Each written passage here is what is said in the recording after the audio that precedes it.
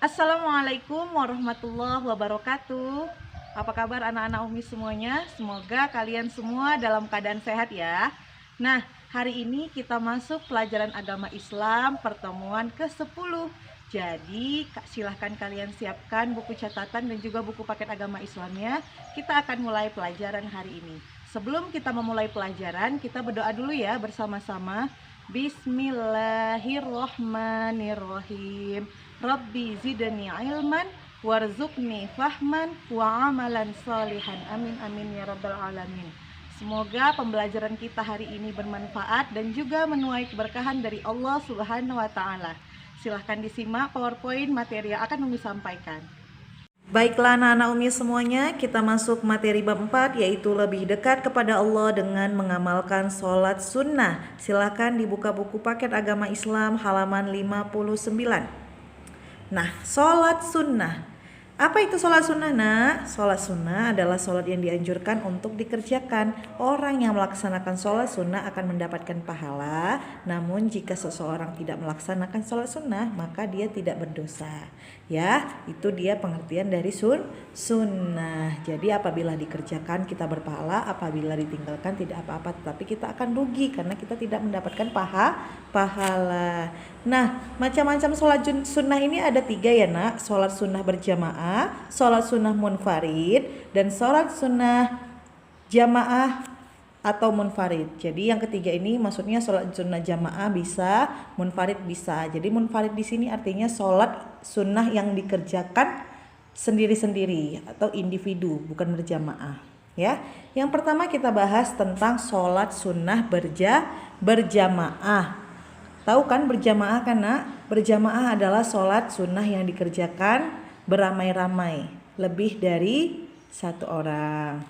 Ya, nah salah satu sholat sunnah berjamaah yaitu sholat Idul Fitri. Kalian pernah sholat Idul Fitri pasti kan? Nah, sholat Idul Fitri itu adalah sholat sunnah 2 rakaat yang dilaksanakan pada hari raya Idul Fitri. Di sini Umi akan jabarkan apa yang termasuk sholat sunnah berjamaah, sholat sunnah munfarid, dan sholat sunnah yang bisa jamaah ataupun munfarid. Sholat sunnah berjamaah terdiri dari sholat Idul Fitri, sholat Idul Adha, sholat kusuf, sholat gerhana atau sholat khusyuk. Ini sholat gerhana juga, tetapi kalau kusuf itu dia gerhana. Ayo, gerhana apa? Coba dilihat bukunya. Sholat kusuf yang ketiga ini adalah sholat gerhana matahari. Sedangkan sholat khusyuk itu adalah sholat gerhana bulan. Selanjutnya yang terakhir sholat istisqa. Nah, sedangkan sholat sunnah munfarid atau sholat sunnah yang dilakukan sendiri-sendiri atau individu, yang pertama sholat rawatib, sholat tahiyatul masjid, sholat istikharah, dan sholat sunnah yang bisa jamaah dan bisa juga sendiri-sendiri. Yang pertama ada sholat tarawih, sholat witir, sholat duha, sholat tahajud, dan yang terakhir sholat tasbih. Nanti Umi akan jabarkan ini pada PowerPoint kali ini. Nah, yang pertama kita bahas yaitu sholat sunnah berjamaah dulu ya. Yang pertama yaitu sholat Idul Fitri. Sholat Idul Fitri adalah sholat sunnah 2 rakaat yang dilaksanakan pada hari raya Idul Fitri. Hari raya Idul Fitri dilakukan setelah melakukan puasa Ramadan selama 1 bulan ya. Nah, yang kedua sholat Idul Adha adalah sholat yang dilaksanakan pada hari raya kurban atau hari raya Idul Adha, dilaksanakan di pagi hari tanggal 10 Zulhijjah. Sama ya, 2 rakaat. Nah, di rakaat pertama itu ada yang namanya takbir, yaitu sebanyak 7 kali tata cara pelaksanaannya.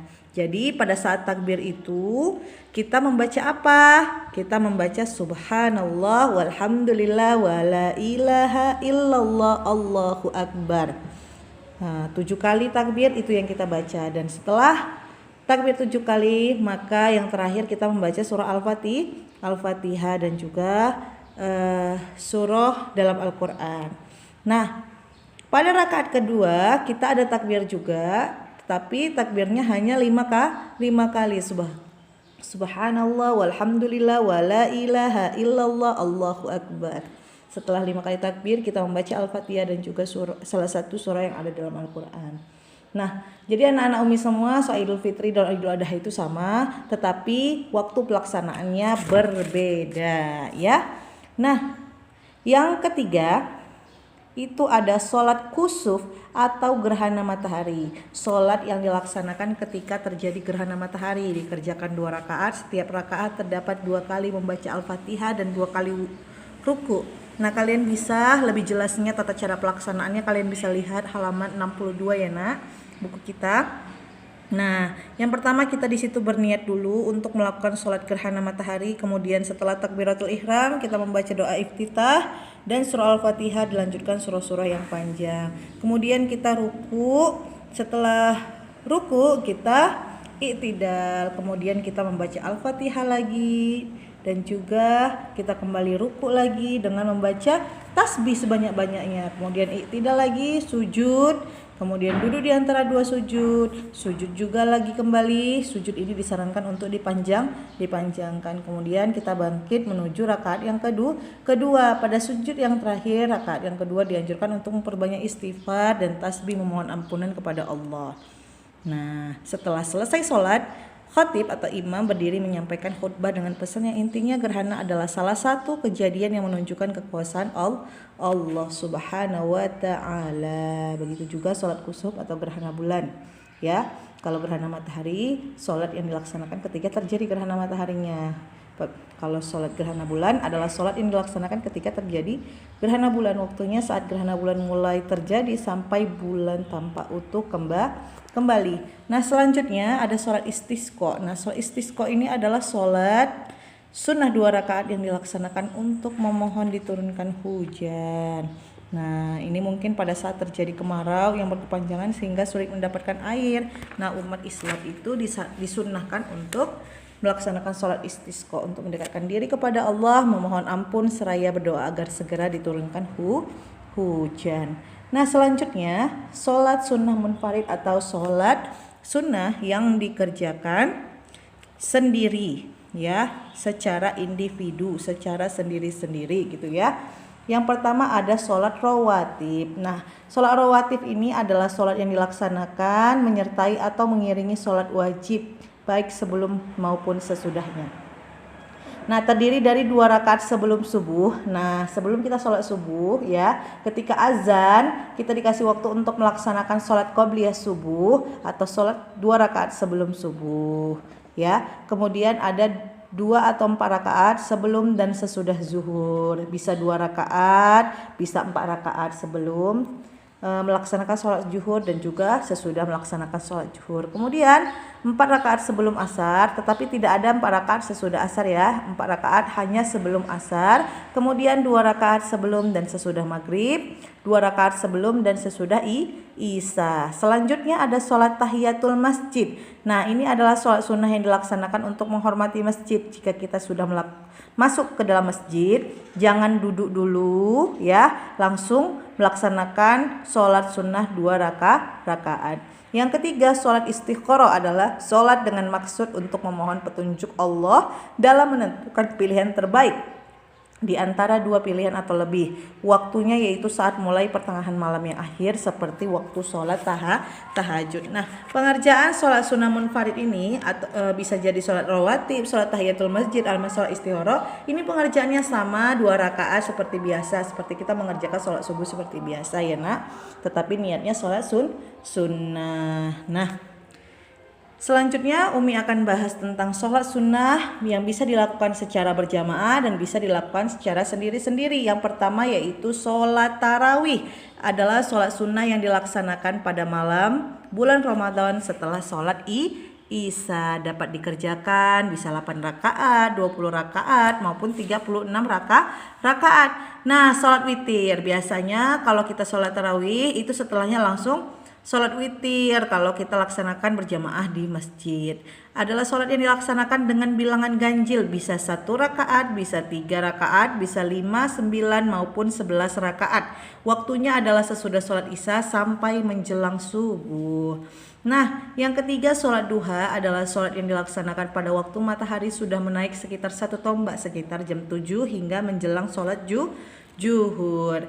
Nah, yang keempat sholat tahajud adalah sholat yang dilaksanakan pada sebagian waktu di malam hari Sholat tahajud adalah bagian dari qiyamul lail atau sholat malam yang langsung diperintahkan oleh Allah Subhanahu wa Ta'ala. Dan yang terakhir adalah sholat tasbih.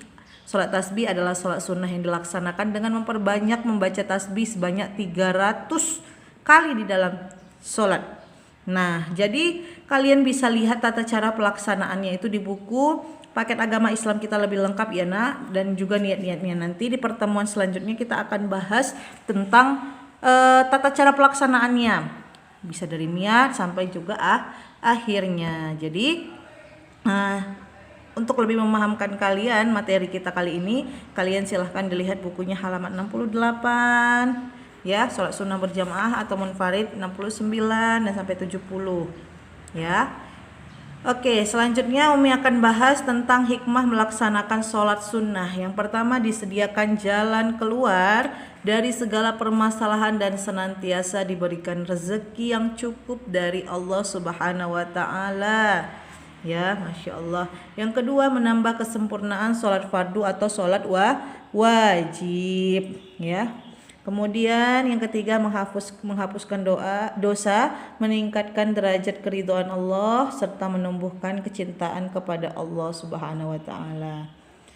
Yang keempat, sebagai ungkapan rasa syukur kita kepada Allah atas berbagai karunia besar yang sering kurang kita sadari. Yang terakhir, mendatangkan keberkahan pada rumah dan hidup menjadi terasa nyaman dan juga tentram. Jadi itulah hikmah yang akan kita dapatkan apabila kita sering merutinkan sholat sunnah. Selanjutnya seperti biasa Umi akan berikan kalian tugas pada bab kita ini yang keempat.